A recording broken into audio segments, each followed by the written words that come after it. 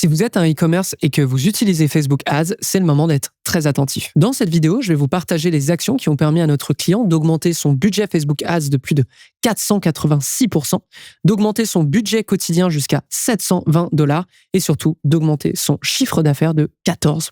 Et pour ce dernier point, on aurait pu largement faire plus, mais tout ne s'est pas passé comme prévu. Dans cette vidéo, je vais évidemment vous expliquer comment on a fait, comment on a paramétré le compte au fur et à mesure, et je vais vous donner les conseils qui s'appliquent à n'importe quel compte e-commerce sur Facebook Ads. Avant d'aller plus loin, je me présente, Antoine Dalmas, je travaille chez J7 Media, qui est une agence dédiée à Facebook Ads, dont le seul objectif est de scaler des comptes Facebook. Aujourd'hui, pour le coup, l'annonceur dont je vous parle est bien un e-commerce qui vend du consommable, c'est-à-dire des produits avec une quantité limitée, comme par exemple des crèmes, des bonbons, de la nourriture et tout autre produit de ce style. Et je vous fais une petite chronologie. Si on regarde en 2023, donc il y a 2 ans maintenant, le compte ne dépense qu'en fin d'année, parce que c'est la seule période, ou plutôt c'est à cette période, qu'il fait le plus d'argent. De notre côté, c'est début 2024, comme on peut le voir, qu'on récupère le compte et qu'on commence à le gérer. Le mandat qui nous est donné est le suivant. On doit faire plus de 15% de croissance par rapport à 2023.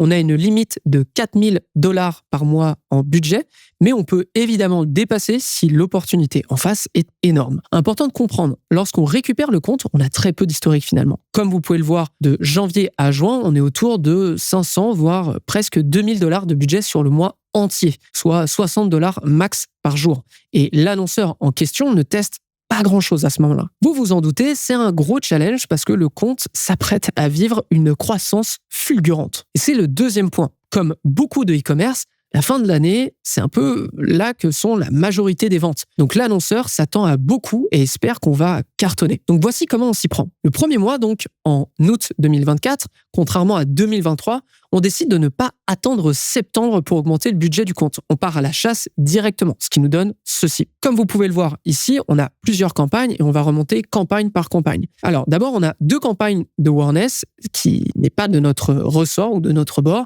Elles vont s'éteindre finalement le mois prochain. Ensuite, on a une campagne de promotion où on offre la livraison gratuite sur le site web. C'est en même temps le Labor Day, donc c'est une fête qui est connue au Canada, comme, la Saint-Valentin par exemple. Là, pour le coup, la livraison gratuite est une offre hyper facile à faire et qui fait son effet, la preuve en image. On termine ensuite avec 2 campagnes. Ce sont 2 campagnes qu'on a lancées et qui testent des concepts publicitaires sur les meilleurs produits et ensuite une autre qui va tester simplement des produits. Et là vient la campagne la plus importante et même celle qui va nous empêcher de tout exploser en novembre. Ce que je vous ai pas encore dit, c'est qu'à la fin de l'année, il y a un produit qui explose tout chez cet annonceur.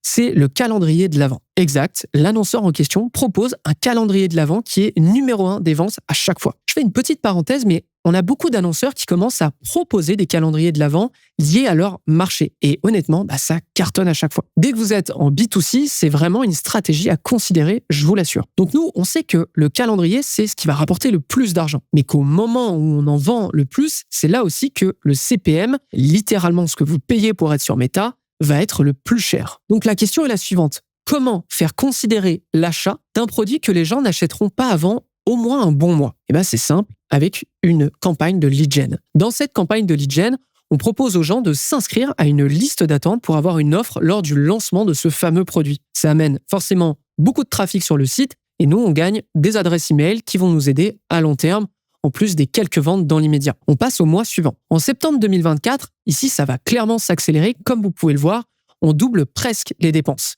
À toutes les campagnes existantes viennent s'ajouter une campagne de vente sur le produit Halloween, parce qu'ils ont un produit pour Halloween, une campagne Shopping Advantage Plus avec un catalogue ads à l'intérieur. Donc Meta se charge de montrer les meilleurs produits en temps réel, une campagne de retargeting d'abandon de panier sous 45 jours, parce qu'on commence à générer quand même beaucoup de trafic.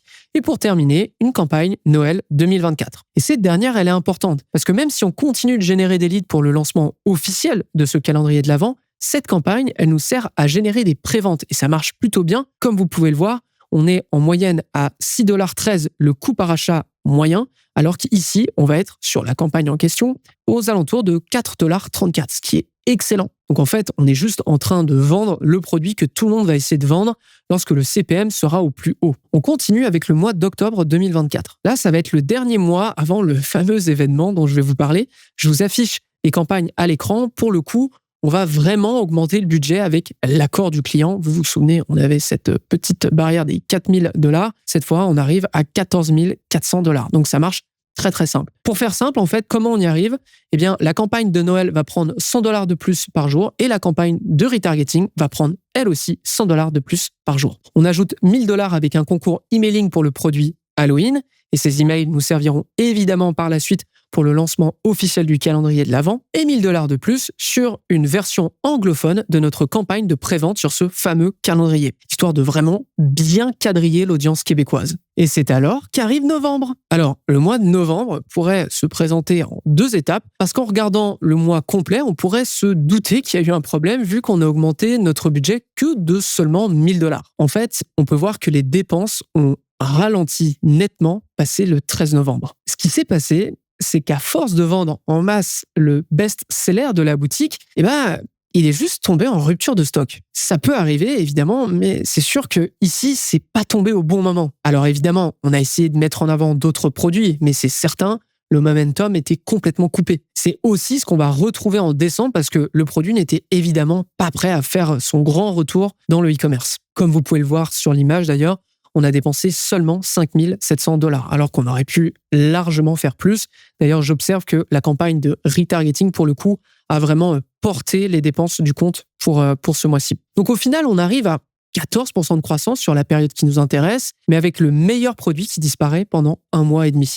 C'est quand même pas mal. Qu'est-ce que vous pouvez apprendre de cette étude de cas, du coup? Si vous savez qu'un produit est saisonnier, vous pouvez très bien préparer en amont son lancement. Ça peut être une liste d'attente, des précommandes. Ça, c'est déjà des excellents moyens d'attirer l'attention dessus au plus vite et surtout de monétiser votre produit. Et c'est aussi un bon moyen de tester un produit que vous ne connaissez pas et de prendre la température pour savoir si vous pouvez le mettre à long terme sur votre boutique. Ensuite, n'attendez pas le Black Friday pour le lancer.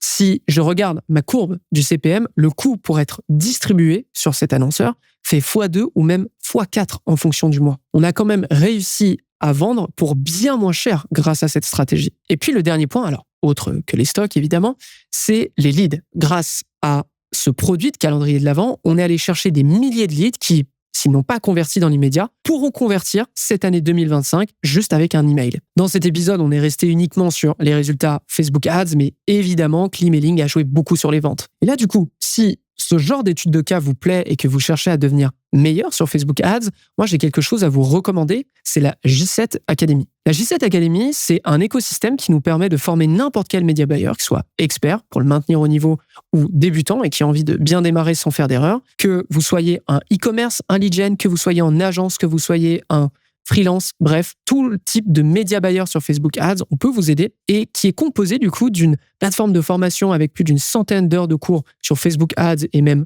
en emailing, d'une plateforme de Slack pour échanger avec toute l'équipe de J7 Media, dont moi sur vos questions à propos des publicités, de la stratégie, des paramétrages, etc. Et pour terminer, de 2 workshops par mois pour vous maintenir au courant des meilleures pratiques Facebook Ads du moment. Quand je parle de workshop, imaginez seulement la vidéo que vous êtes en train de regarder, mais sur 1 heure avec du contenu exclusif et ça 2 fois par mois, ce qui est quand même pas mal. Si ça vous intéresse, je vous donne rendez-vous sur j7academy.com ou dans les notes de l'émission. C'est tout pour cet épisode. J'espère que ça vous a plu. N'hésitez pas à me le faire savoir dans les commentaires. Moi, je vous donne rendez-vous pour ceux que ça intéresse dans la J7 Academy ou pour les autres, à une prochaine vidéo, donc mercredi prochain, de Social Scaling avec une nouvelle étude de cas, des nouveaux tests, bref, plein de choses pour vous aider à devenir meilleur sur Facebook Ads. Merci de m'avoir suivi et je vous donne rendez-vous mercredi prochain. À très vite tout le monde.